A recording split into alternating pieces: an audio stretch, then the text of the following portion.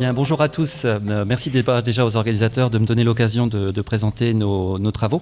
On va rester en fait un peu en droite ligne de ce qui a été présenté précédemment, en sachant que ma présentation aussi, elle consiste à essayer de voyager en fait dans le temps pour voir quelles ont été éventuellement les évolutions passées pour mieux agir sur celles qui seront présentes dans le futur.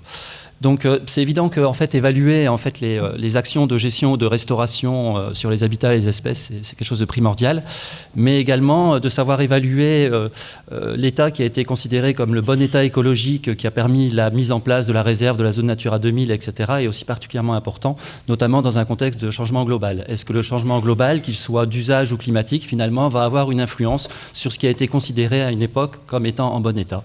Et ça devient très difficile à faire parce que je pense que vous le savez, il est plus difficile de voyager dans le temps, a priori, que de voyager dans l'espace, quoique avec la SNCF ce matin, on peut se poser la question.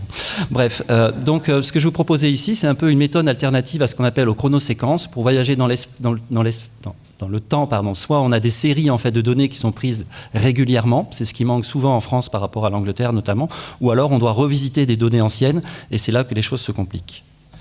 Donc notre site d'étude, en fait, c'est la plaine de Crau. Je n'aurai pas beaucoup de temps pour vous en parler plus, mais c'est un endroit très intéressant qui a été donc classé en Natura 2000 et qui présente encore 10 000 hectares en fait, d'un habitat considéré comme en bon état et qui fait référence pour toutes les opérations de gestion et de conservation et de restauration, donc qui est dans le sud-est de la France. Mais quand on y regarde un peu plus près, quand on regarde ici deux images, une image qui a été prise au début du XXe siècle, une ancienne carte postale et une photo actuelle que j'ai remise en noir et blanc, on peut se poser la question comme ça, mais ça pourrait être valable aussi pour une forêt, des landes, etc. Est-ce que ce milieu, finalement, il a changé? Est-ce qu'il subit les changements climatiques? Est-ce qu'il subit des changements d'usage? Ou est-ce qu'au contraire, il reste stable et que dans ce cas-là, on peut toujours le considérer comme étant une référence? Donc pour cela, on va essayer de voyager dans le temps en reprenant les relevés anciens qui ont pu être faits sur ces zones-là. En France, on a la chance d'avoir une très forte couverture de relevés dits relevés phytosociologiques qui ont été faits généralement à l'époque de l'âge d'or de la phytosociologie dans la première, voire la seconde partie du XXe siècle. Ça s'arrête hélas un peu au début des années 90 dans notre cas. Et c'est très important pour vous, ces relevés vous n'avez pas finalement à éplucher tous les documents anciens, la littérature grise ou blanche, etc., sont disponibles dans une base de données SOPHI qui est gérée par Tela Botanica et qui peut faire les extractions en fait, avec des entrées auteurs, espèces, lieux-dits, départements, etc. Donc pour notre zone, on a pu en avoir à peu près 244, ce qui était déjà pas mal. Et puis on a bien sûr revisité, en fait, autant que faire se peut, ces relevés anciens, et on en a réalisé 111 en 2015 et 2016. Cette technique, bien évidemment, elle va présenter de nombreux biais, parce que bien évidemment, on n'a pas la localisation spatiale précise, il n'y avait pas de GPS à l'époque, on a souvent le lieu-dit qui fait référence. On va avoir des problèmes d'échelle de diction par rapport aux études qu'on veut faire actuellement, qui sont relativement précises, et les études phytosociologiques qui consistaient en fait à essayer de présenter la diversité de la végétation et des associations végétales dans une région. Il y a bien évidemment un effet observateur, c'est pas le même effet observateur qui va réaliser les relevés, c'est pas la même connaissance botanique, et bien sûr tous les problèmes de synonymie qu'on peut avoir. Par exemple, nous, ce qu'on a constaté, c'est que dans les relevés anciens, comme il y avait peu de relevés qui étaient faits pour cette zone-là, puisque ça rentrait généralement dans des études régionales, on avait une très forte attirance pour les plantes facilement visibles et jolies, etc., qui n'étaient pas forcément dans la zone de l'air minimale qui était jointe. Et par contre, peut-être qu'à l'époque, soit du fait de l'âge, soit du fait du temps, ils n'avaient pas le temps de se mettre à genoux et de regarder. Et on a toutes les petites espèces, notamment des espèces annuelles, qui ne sont pas forcément présentes. Voilà. Donc ce qui peut être un biais assez important dans ce qu'on veut faire au niveau de l'interprétation. Donc ça nous amène à faire tout un tas de pré-analyses. Et vous voyez ici, c'est une classification hiérarchique ascendante. On a évacué quasiment 80% des relevés pour en garder que 27. Ces 27 relevés qu'on a gardés, c'est vraiment les relevés qui sont les plus proches en fait de l'habitat type, qui est la Sodeltum fistulosi dans ce milieu-là, qui est l'habitat vraiment dont on veut évaluer l'évolution. Et même les milieux comme ici la zone 6, qui sont considérés comme des végétations stépiques, mais qui ne présentent pas vraiment les espèces selon leur fréquence dans l'association, ont été évacués pour être sûr qu'on s'adressait bien à l'objet en fait dont on voulait évaluer l'évolution.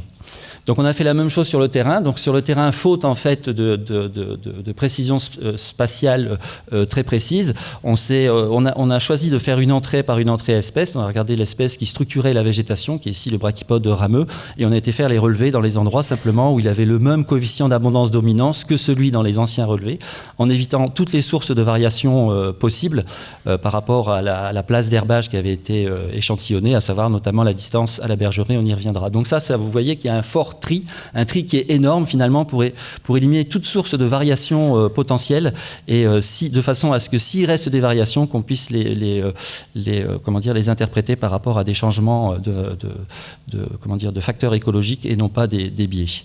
Donc quelques résultats. Donc les résultats ont montré que au niveau des relevés anciens et des relevés récents, on était à peu près sur la même richesse spécifique. Ça c'est assez intéressant parce que ça montre qu'il n'y a pas de biais par rapport à l'intensité et au grain d'échantillonnage.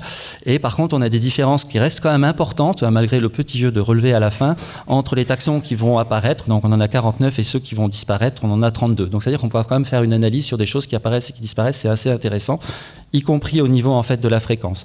Donc là vous avez un tableau un schéma qui résume à peu près tous les résultats. C'est la fréquence en fait des différentes espèces dans les relevés anciens, donc qui sont en bas à droite de l'écran, et ceux récents qui sont en haut à gauche. Et la fréquence commune, c'est ce qui suit en fait la diagonale. Qu'est-ce qu'on remarque ?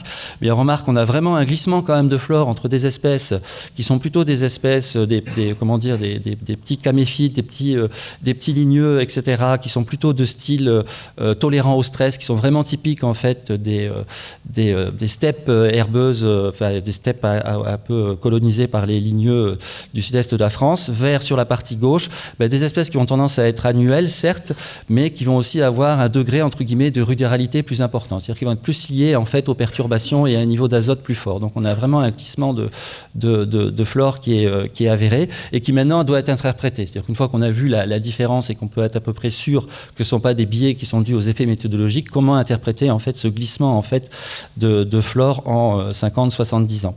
Donc, il y avait deux hypothèses possibles qui ont déjà été évoquées, soit des changements globaux, en fait, atmosphériques, dont dans cette zone-là, l'installation de grandes zones industrielles, le grand port maritime de Marseille, avec la possibilité donc d'avoir des retombées en fait de dépôts azotés qui peuvent être relativement importants et entraîner en fait une nitrophilisation en fait de la flore, ou des changements de pratiques pastorales qui certes peuvent exister, et d'autant plus maintenant avec l'apparition du loup en fait dans les Alpes, qui changent certaines pratiques en fait au niveau même des plaines, à savoir dans la plaine de Cros.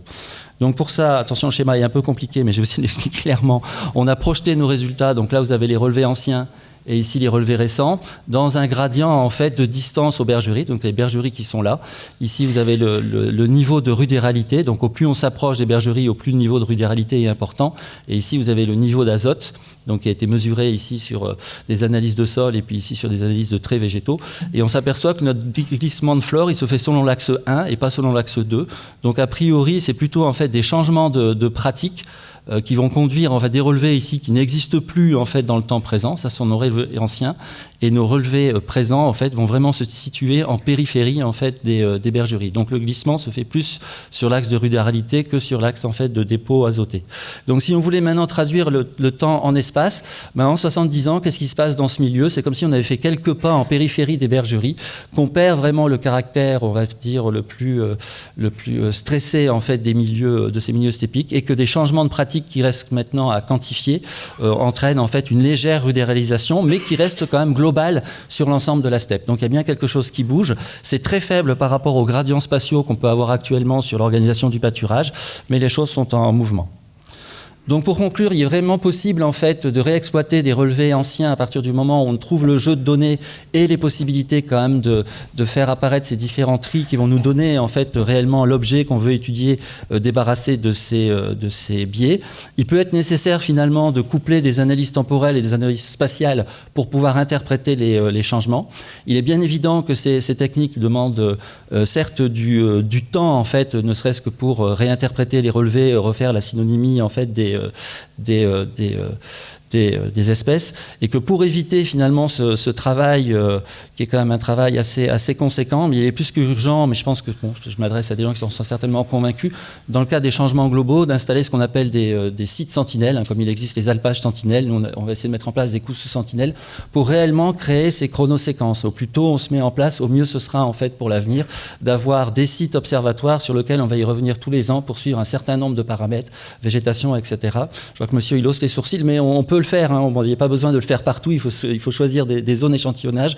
Ce sera beaucoup plus en fait pertinent de faire un petit travail régulièrement chaque année que de voir à revenir comme ça, à réinvestir en fait des données qui n'ont pas été faites à l'origine pour ce genre d'analyse.